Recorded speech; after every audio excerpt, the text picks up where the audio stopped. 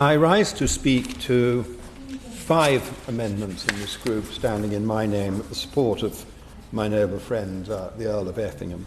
And they are numbers 3, 5, 14, 15 and 16, but with your Lordship's permission I would like to deal with them more logically than numerically, if I may do that, because I do think they form a sort of logical suite.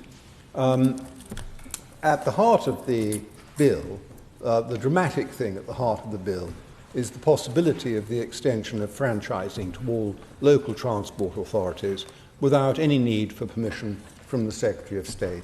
It's true that other models are available, but enhanced bus partnerships already exist, and simply making them a little bit more enhanced, although it might be valuable or might lead to some sort of change, it isn't a dramatic intervention. And as for the creation of municipal bus companies, well, that would be dramatic, but that isn't what we're focusing on today, because this group of amendments, and these mine in particular, but the whole group, is particularly focused on franchising, which occupies a large part of the text of the bill, and understandably so, because of the importance of it. And yet, I come back to this question all the time. Why is it that the government believes that franchising is a model which, admittedly, they're not imposing on any LTA, of course I grant that, but that they're willing to see any LTA, possibly every LTA, in the country adopt without any supervision or any by your leave or any check on the part of the Secretary of State? It is perfectly possible that, that as this bill becomes law, that every LTA in the country goes for a franchising model. I'm not saying that's going to happen, but theoretically it could happen and nothing would prevent it. So the question we come back to, and this is what Amendment 3 is related to, is why franchising? The heart of franchising is the notion that a single controlling brain, yes, we're back to similar language to that which we used in relation to the railways bill that we had before Christmas. But I don't apologise for that, because it's a similar form of thinking that is going on in this case. So the notion is that a single controlling brain can produce a better service, a more rational service, a more socially friendly service than competition generated by the private sector in response to demand. And there are arguments, of course, on both sides. This argument has been going on, as I think I mentioned in the Railways Bill. It had been going on at least since the 1920s. Our first attempts in this country to regulate, well, not attempts, our success at regulating bus services go back to the 1920s, when the establishment of the traffic commissioners, whose permission was subsequent, after they were established, their permission was needed up until the 1980s for any private company to run a bus service, and they had to agree the routes and the fares. So we had a sort of single controlling brain. We went for a privatisation model from the 1980s, but the government has simply failed to produce any evidence that this is a model that is going to work in all of these LTAs at a cost which the LTAs can afford without the subsidies which the government is not promising, notably is not promising. When we ask for evidence, we are constantly pointed simply to Manchester and Cornwall. The noble Lord Goddard of Stockport has, of course, given an eloquent explanation of how successful that model has been in Manchester, and I don't deny that success. It's possible that other noble lords with roots to Cornwall will want to explain why the model has been such a success in Cornwall. I don't know. But that is a very, very slender evidence base if we're talking about all the LTAs in the country. Amendment 3, therefore, is a probing amendment. It allows any a private bus company to operate a service without a permit, and it goes to the heart of the notion, it strikes a dagger at the heart of the notion that a single controlling brain is necessary for good public service. So it would, in fact, damage, it would wreck the franchising model that the government proposes. I admit that, frankly, but its purpose today is to give the government an opportunity to explain more fully why they think it is a perfectly acceptable outcome that franchising should be adopted potentially by every LTA in the country without any regard to their experience, the size of the local transport authority, or any other factor that might differentiate them significantly from Manchester and Cornwall. With Amendment 15, I come to another point. LTAs, let's assume that franchising is okay and the case for franchising has been made. It hasn't, but let's assume that and move on, so to speak, logically.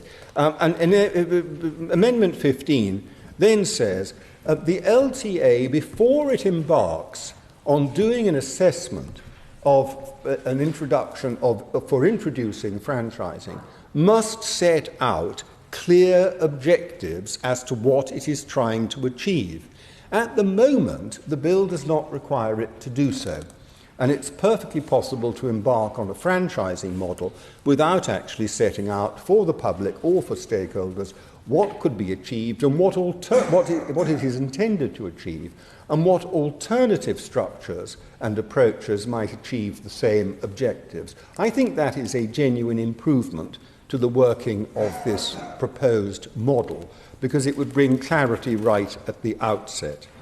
Amendment 5, moving on to again, what I hope is a fairly logical order, asks for data to be collected and on a standardized basis across LTAs as to performance and passenger numbers, and also on to tell us what subsidy per passenger is being expended in operating the franchising model, should they choose, of course, to take it up. And then I grant you, of course, they might not.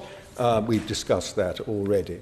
It also sets out what criteria, it also requires criteria to be set out, rather, for that the auditors are to use. I'm calling them auditors while appreciating the name might change as the pool of resource might understandably widen.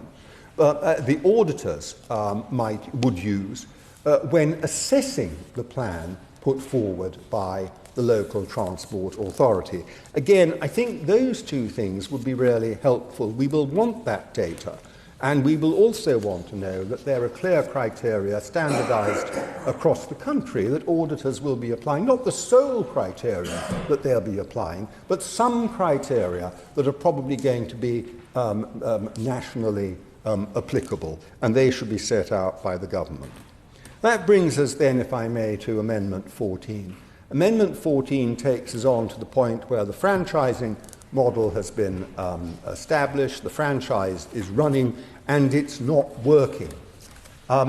There is no step-in power on the part of the Secretary of State in this bill in circumstances where the bus services are manifestly deteriorating rather than improving as the result of introducing a franchising model. The noble Lord, the Minister, said when this point was tangentially made at second reading, I think it was at second reading, it can't have been, I think, anywhere else, that it was somehow, because I'd spent a long time in local government, I should stick up for the autonomy of local government. I'm perfectly happy to stick up for the autonomy of local government, my lords, up to a point, but a point at which services are manifestly deteriorating. There should be a power of step-in on behalf of the Secretary of State. It exists in other respects with local authorities generally. And I think we should have something of that order so that passengers and users of bus services can be protected. And I would very much like to hear why the noble Lord thinks that is wholly inappropriate, except on rather histrionic grounds about the autonomy of local government and principles of that character. Finally, Amendment 16 is intended to provide a degree of stability in the local bus market in the event that a franchising assessment has taken place, it has been audited, And as a result of the audit, it has either been found wanting or the local transport authority has nonetheless, for whatever reason, decided not to proceed.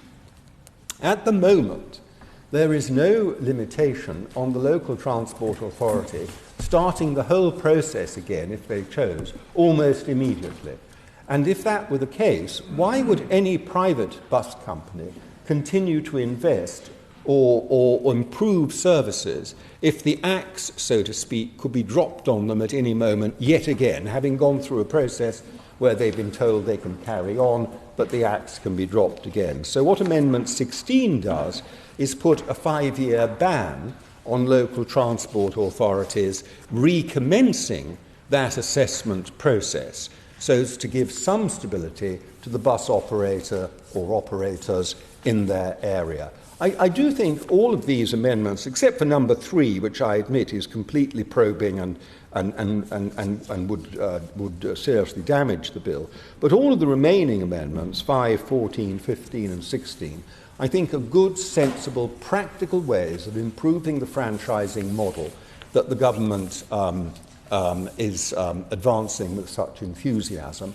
And I very much hope that other members of the committee, and indeed the noble Lord, the Minister, would possibly want to say that, that they could support them. Thank you very much.